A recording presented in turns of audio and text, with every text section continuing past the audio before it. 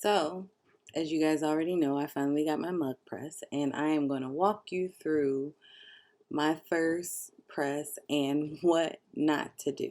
I really enjoy the design of the new Cricut Mug Press. I like the fact that everything stays cool except for the heating plate, which is initially or essentially the only thing you need to be hot. So the first thing I end up doing is finding a design. Cricut Design Space has tons of designs that you can already, that are pre-made that you can use, and here are some of them. All I did was type mug into the menu bar or the search bar, and when I'm on desktop I noticed that those mugs automatically come up, but when I logged in to Design Space using my tablet, they were not there. So I just typed mug into the search bar and I found them. So starting out, the idea was to create my own design. So I chose this mug. There are also mug designs within the images in Design Space. And if I was going to create something, I would use that design there. So what I ended up doing is going to images and typing in mugs, and I found some designs that I really liked in here after a few failed attempts to create my own design. So what I ended up doing is just pressing on the eye so that I can see all of the mug images, and I just scrolled through there until I found something that I enjoyed or wanted to attempt to make. Now, mind you guys, this is my very first project with the Cricut Mug Press, and of course I wanted to be cool. I really wanted to create my own design. That didn't work out, so I ended up choosing two designs out of this set here. There are two things you should remember when you are going through the image designs is to make sure that you find a make sure that the image you choose is for the mug size you choose. They have small ones and they have large sized images in these mug designs. So after being very indecisive and scrolling for what seemed like a million years, I found two designs that I really liked. This one was already ready to cut with my joy and to press. Now, for some reason, I got really confused and felt like that first, I don't know, that I needed to use the, I guess, design your own mug image with this. But what I realized eventually is that this design is already ready also. Now, I went through a couple different things, some slicing and some other things to try to get this right before I realized, okay, this is already right.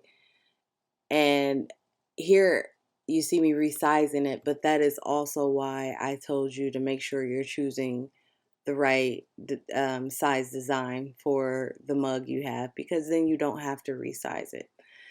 So I went through a little bit of confusion here, trying to figure out what was going on. A series of slicing and reslicing and putting back together before I realized this design was already ready to be cut.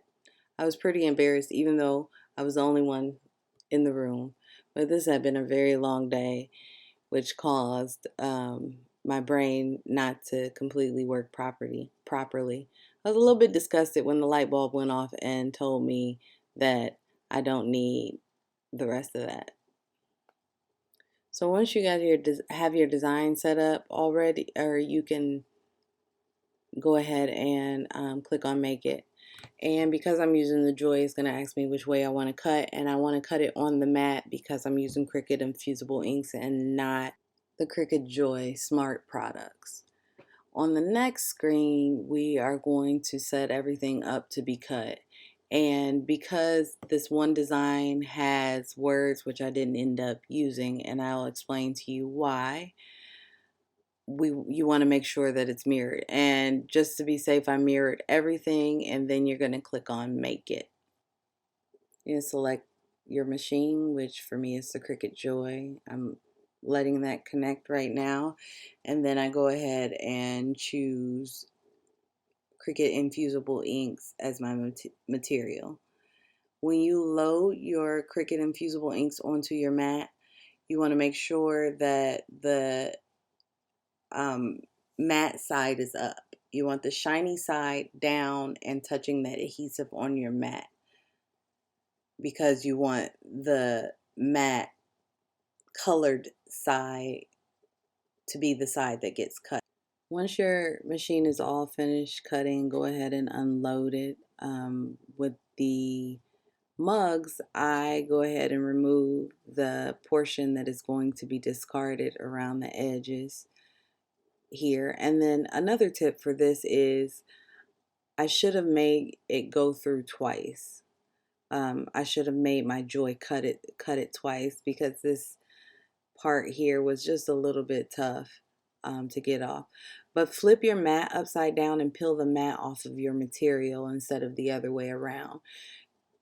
Infusible ink already is rolled, so doing it this way, where you flip your mat and remove your mat from the machine, I'm sorry, remove your mat from the material, it helps you to keep it from rolling anymore. I probably should have preheated my machine before or while it was cutting, but I didn't. So preheat your machine if you haven't already. And then if you are new to using infusible inks, you literally just crack and peel, for lack of a better term. You just pull away the excess. There's no weeding tool necessary, unless you get, sometimes you get a little bit of paper that sticks behind, but just peel away all of the voided area that you don't need to use.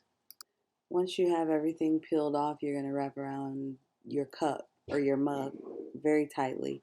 And the way I found that was easiest to do this after struggling a little bit was to take the little tab and line it up right up under the mug handle, and then wrap from one end, keeping it tight all the way around. At some point, I tapped my camera and I end up doing this off camera, but just get it tightly wrapped around there, and then you can tape off the edges around the where you drink to get a little bit of a tighter hold. So make sure it's nice and tight and that there's no tape that has bubbles in it. You see me rubbing out any additional bubbles. But then go ahead and place into your mug press and push down the lever and allow the mug press to do its thing. When it's done, go ahead and pull it out of your mug press and sit it on something that is heat resistant, so that it doesn't burn a table or anything like that. At this point, you want to allow your mug press to, or your mug to completely cool. I did not. I let it cool for a couple minutes, and then I went ahead and started taking the, and it's not that I didn't let it cool, I just didn't let it, I don't believe I let it cool enough, because when I went to take the transfer sheet off, some of the infusible ink pieces stuck to my mug, and I had to let it cool off the rest of the way to even get those off. When you remove the tape or the transfer too soon, you run the risk of ghosting, which is moving your design and ending up having, like, I guess, blurred pieces of your design. And you also run the risk. Overall, my first press came out pretty good.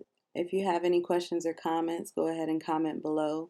Hit the thumbs up button for me, and subscribe. Hope you enjoyed. Thanks for watching.